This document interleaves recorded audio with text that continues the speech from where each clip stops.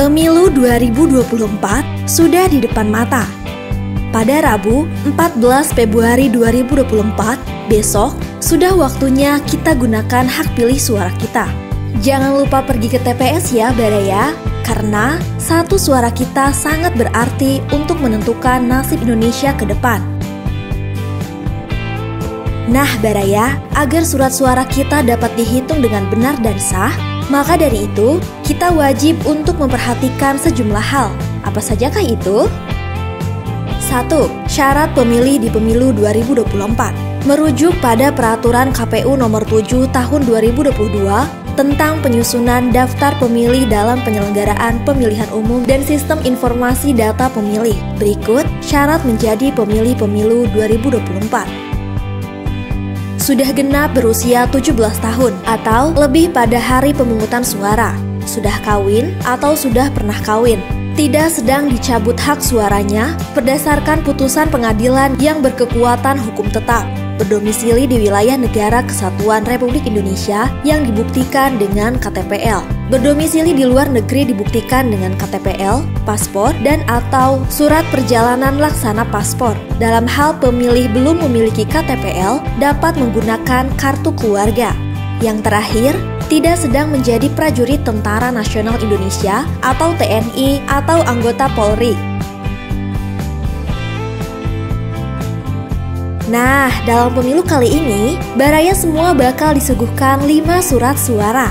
Surat suara berwarna abu-abu untuk presiden dan wakil presiden. Surat suara berwarna kuning untuk anggota DPR. Surat suara berwarna merah untuk anggota DPD. Surat suara berwarna biru untuk anggota DPRD Provinsi. Dan surat suara berwarna hijau untuk anggota DPRD Kabupaten atau Kota. Berikut tata cara mencoblos pada Pemilu 2024. 1. Cara mencoblos Presiden dan Wakil Presiden.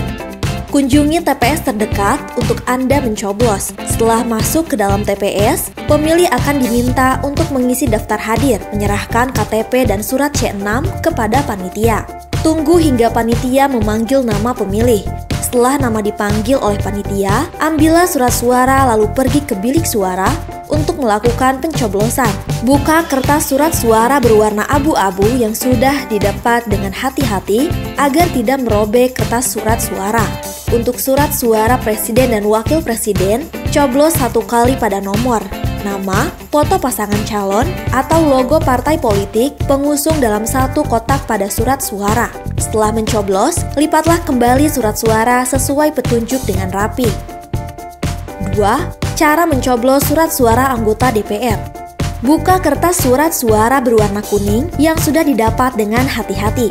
Untuk surat suara anggota DPR, coblos 1 kali pada nomor atau tanda gambar partai politik dan atau nama calon anggota DPR. Setelah mencoblos, lipatlah kembali surat suara sesuai petunjuk dengan rapi. 3. Cara mencoblos surat suara anggota DPD.